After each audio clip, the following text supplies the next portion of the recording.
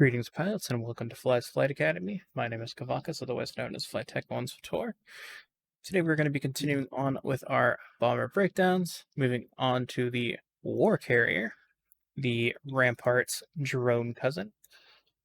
This ship is more of a point support than a point defender, and what that means is this bomber, you're more focused on well-placed drones and turrets to give your team stronger combat advantage on points of interest rather than a strictly defensive advantage, like with the Rampart. This bomber relies a lot more on its drones, and as such has a slightly different learning curve. Most of it just comes down to positioning and all that jazz. Kind of in a way similar to gunships more than to bombers, but inversely in a sense that you want to place other things safely rather than yourself. But continuing on into the components, you have two solid options just like the Rampart. In fact, you have the same three choices.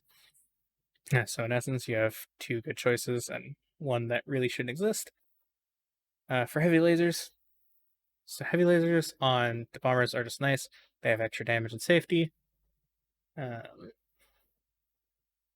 With this cannon, in a similar way to how you want to patrol on a Rampart, you want to do the same pattern here.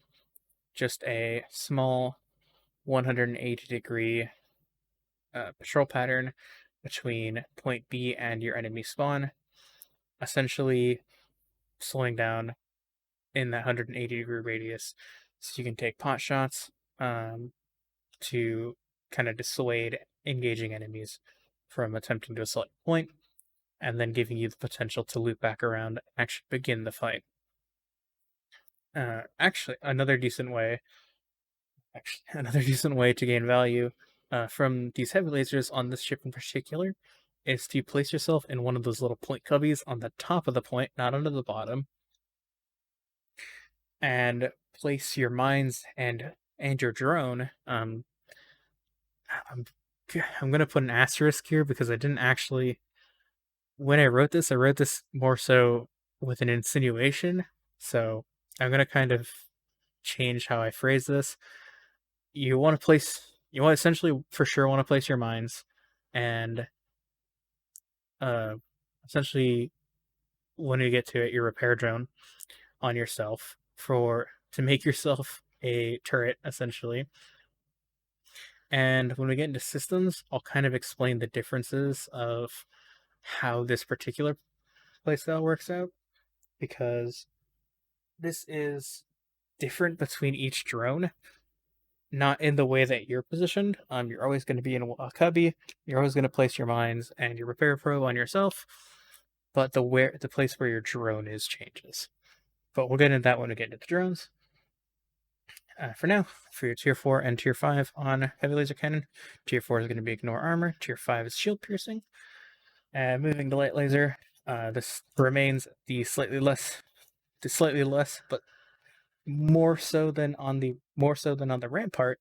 Light lasers on the Warcarrier in particular for that little cubby turret playstyle are actually a lot better, because if you're essentially making yourself a pseudo turret, you don't really need the range, as you're kind of waiting for enemies to get within your viewing range to actually engage on them. So having a close range sort of spammy option like this is actually fairly nice. As well as it does help you fight in point loops, because you'll have a little more consistency with the increased firing rate and other stuff. As with that little turret playstyle, where you're sitting in a cubby, with both options actually, you want to be really careful where you sit, because you don't want to be sitting on a side where a gunship can sit there and free fire at you. You can technically poop out mines faster than the gunship can kill you, but you're taking a real big chance at that, and for you to then try and chase after the gunship is a bit silly, as they'll probably just kill you before you even get close. So be careful of gunships when trying to make yourself a turret.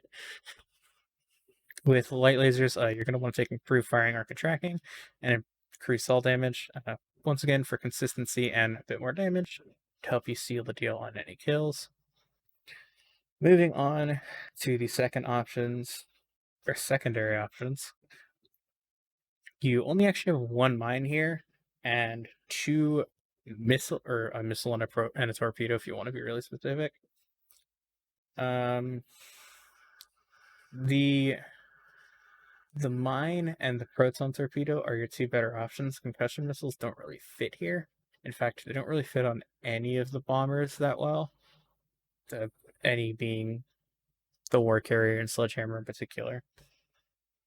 I do believe the mines for most playstyles are technically the better option, though, as they provide a more defensive option and aid you in that little cubby turret playstyle that is kind of stable to the Warcarrier. So for your Seeker mines, as I state, these keep more in line with your point style. These mines don't, as I stated in the Rampart video, these don't trigger like normal mines. They kind of work the same way that a missile does, where they'll lock onto an enemy, and your enemies can then engine ability to escape. So your best practice with these is actually that cubby style. You want to layer a bunch of Seekers on top of yourself, A, to hide how many are actually there, and B, to actually bait your enemies with your own body, essentially, into the Seeker mines, because they think they won't die, and they'll think they'll be able to kill you beforehand, which, if you're running heavy lasers, they for sure won't, and if you're running light lasers, they probably still won't. As long as they're within light laser range, they're probably dead. Early on with these mines, you only get two, but with that particular playstyle in mind, this is totally fine. Especially if you place if you're not playing the cubby style, even if you just place them well enough, you'll get really good mileage out of it. At tier 4, even though on the Warcarrier you're more prone to sitting in those little cubbies, increased speed is still important because there is still potential that your enemy reacts fast enough that they can disengage with like retro thrusters or something like aggressive and short range, which is usually what's going to attack you. They can usually just escape with. Other stuff that runs like barrel roll, it actually has a really hard time with Seeker Mines innately, especially with the Warcarrier, where particularly with a few of the drone options, you're kind of forcing your enemy to use engines in a weird way or do funky stuff to try and escape. So you can kind of get away with some Seeker Mine shenanigans a little bit better in the Warcarrier. Tier 5, you're going to pick up the additional mine. I honestly believe that in the ways that you play the Warcarrier, the AoE is still okay, and you can still pick it, but I think it's a lot less viable on the Warcarrier, especially since you're not able to combo with any other like hard damage sources other than your drone and yourself. But your drones, you can't target your drones, and you fighting someone is kind of risky because then you're losing out on the defensive capabilities that this ship provides you. So the additional mine is just nice to have. It's extra burst for the cubby and extra defense for if you're actually floating them around the point. Moving on to the proton missile, this is actually really solid on here, and mostly due in fact that it gives you freedom from the point, meaning you don't have to place mines, and you don't have to sit in a cubby, you don't have to do any of that shenanigans. You can kind of roam around the point and be slightly more aggressive than you otherwise would be able to. I actually use the protons in this particular way more like a gunship, so that you can fight at long range and just kind of fire off protons. I say away from a point, but realistically, you're going to be probably firing protons off of a point at someone, more like a trebuchet or a catapult kind of deal, which is kind of cool.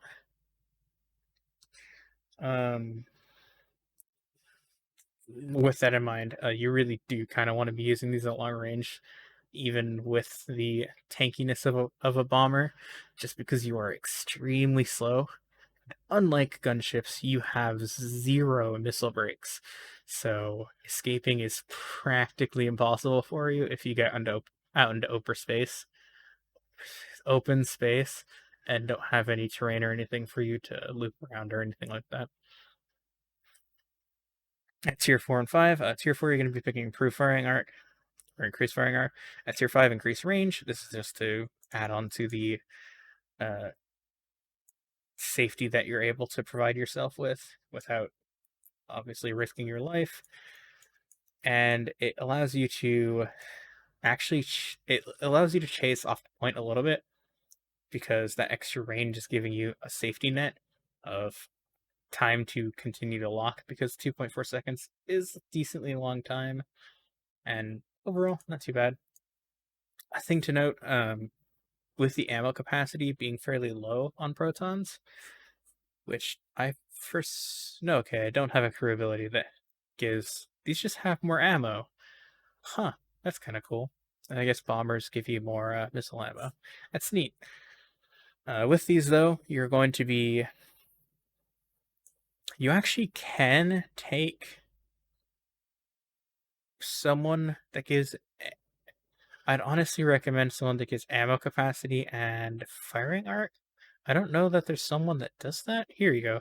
Zenith. I'd recommend picking Zenith as your offensive. Just because you don't need cooldown if you're playing with the mines. Or if you're not playing with the mines. Realistically speaking, 8 seconds is okay, especially since you're not really going to be fighting people that consistently. So having a little bit more ammo is okay. However, you don't need it because you do have your own repair drone, so you can still take someone like Kaizen, or if you really don't need all that accuracy because you're not really a primary fighter, someone like BG or B3. Corso is good, HK is good. Kaizen's really good for just primary fighting, and Rusk and Jorgen are basically the proton options. But for the mines, cooldown is actually fairly important, so I'd probably recommend HK for just generic play with this thing. I know I said I wasn't going to talk about crew, but with cooldowns being in place, it is actually kind of important to establish what's going to be what. And I'm also just kind of filling in time because I've noticed my videos have been fairly short, and I'm proud of that because these 4 were like hour long or something crazy. Continuing on, I finished Proton. Sorry, I went on a long tangent there.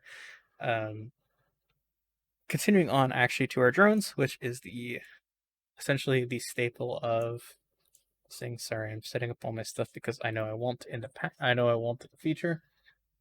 You have 3 choices in drones. I'm gonna go with these in descending order, not in any particular reason other than that's how they're laid out.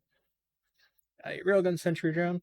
This drone is very strong when it's actually placed away from your point, where it is fairly hidden, but still has good view of your point, and it can take shots at enemies on the point, forcing them to essentially either abandon the point to clear away from, or to clear your sentry drone, or it forces them to avoid it because they potentially could think it's like an actual gunship, and it'll sit on the opposite side of the point, which will give your team time to collapse in and begin assaulting the enemy properly. Otherwise, this is a nice little thing to place with actual gunships. That way, it'll assist less so at the actual gunship ranges, but in that mid range where people start to engage on gunships, this is a good way to hit at 10k range, and it does respectable enough damage that it still kind of makes people feel uneasy about just fully assaulting in. Of note, I believe every single drone has the same tier 1 and 2, so at base you're always going to be getting essentially 60-second cooldown, and I want to say they all last for 4 minutes. Yes, they all last for 4 minutes at tier 2. At tier 3 for this, however, you're getting shield capacity increase, which kind of sucks. You don't really need survivability for the drones if you're placing them correctly. At tier 4, you're going to be taking increased armor. This is just to help your drone have consistent damage. Shield piercing would be nice, but it's 8%. 8% is terrible. Especially, it has shield piercing at base, but shield piercing for 600 damage is not really important. So increased armor just helps keep damage consistent. And at tier 5, I personally run increased railgun damage. There has kind of been a long debate and on which of these is better, and I'm fairly certain that the conclusion was the DPS is similar, but the increased damage comes out slightly ahead. But I'm not sure. That whole debate was done a long time ago, as it's not like super relevant now because most people aren't necessarily too worried about the hardcore aspects of GSF. So increased railgun damage, to my knowledge, is just the better option, very slightly. So I run increased railgun damage because that's what I remember being good. Moving on to your missile sentry drop. This is essentially your mid-range option, and I mean that in a very literal sense. Mid-range for this particular bomber, its long range is 10,000. Its mid range is that 7,000 is like 7,000 to 5,000, and its medium range, it's not its medium range. Its low range is kind of the same as its medium range. It's 3,000 to 5,000. They kind of bleed together in the mid and lows, so there's that. For missile sentry, as the name implies, it fires missiles, which deal an okay amount of damage. It's what, 340 with shield piercing. Again, I don't know why like all of these drones have shield piercing for some reason. I think the only one that doesn't is interdiction. That's because it's a gun, but it does alright damage. To my knowledge, it doesn't actually give any of the statistics for how long it locks or any of that crazy stuff. But it's got 2 weapons, unlike the railgun. The railgun is exclusively just the railgun. Missile sentry is missiles and the laser. Laser does okay damage and has okay range at 5,500 meters. Not terrible, not great, not really great. You're not relying on the laser to kill people. It is 240 damage at 162 RPM, so it's not the worst. It's kind of like a super budget rapid fire cannon in a sense, except it doesn't have armor pens, so it's more like a light laser. I don't know. It's weak, and honestly, you're not trying to kill people with this thing's laser. You're trying to mostly kill them with their missiles. That said, there are actually 2 very defining paths for tier 4 and tier 5 on the missile sentry. There's a missile range increase and a missile damage increase, and then there's a weapon power increase and a weapon damage increase. So you can run these with either. I personally am in the thought process of it's a missile sentry, so I should be running the missile ones. So as such, I run the range and damage if I'm ever running this. It does push out the range to 7,500 meters and the damage to 370 something. It brings it up to about 375 in practice. It's not the worst. It's doing okay damage. The laser option is the issue is I don't know how much power it has. I don't know what its power pool is sitting at, so I don't know what this quantifies as. This could potentially be the better option, but I don't know because it doesn't have the value for this. It does have the value for this, and it's getting you up to 264 damage a shot, which is okay. Once again, damage with this is just kind of alright all around. It is a solid damage option.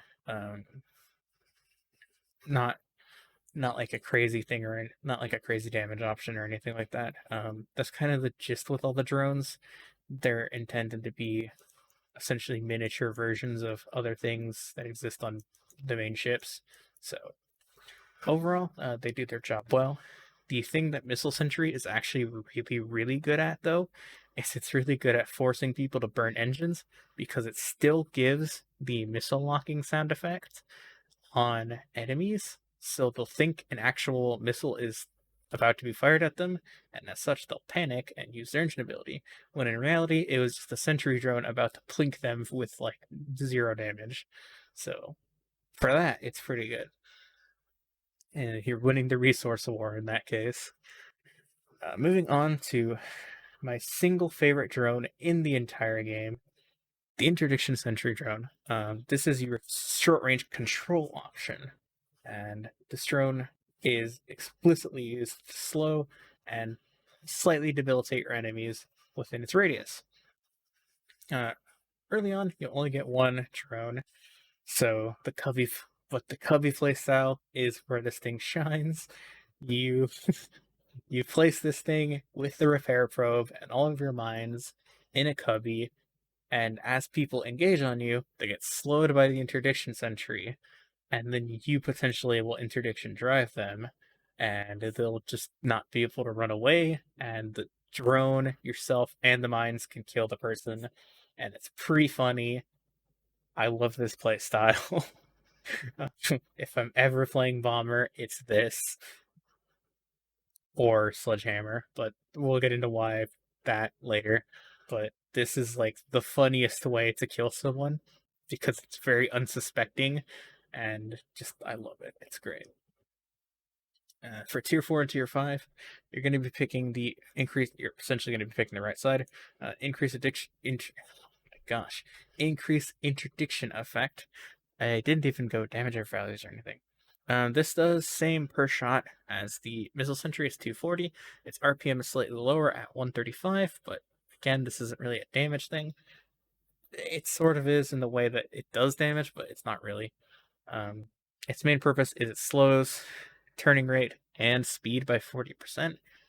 With increased interdiction, that's 50%. And that's 50% in a fairly large radius, actually. It's 3,000 meters, 3,000 meter radius. But when you're defending a point, sorry, 3,500 because that's tier 3. But when you're defending a point like that, that's not actually that far. So it gets you a lot of mileage by just slowing people and letting you just free fire at them while they're trying to escape. Or they'll just stop and try and fight you. But in that case, you have a bunch of stuff in front of you, essentially in the priority on your stack, being your mines, your drone, and your repair drone.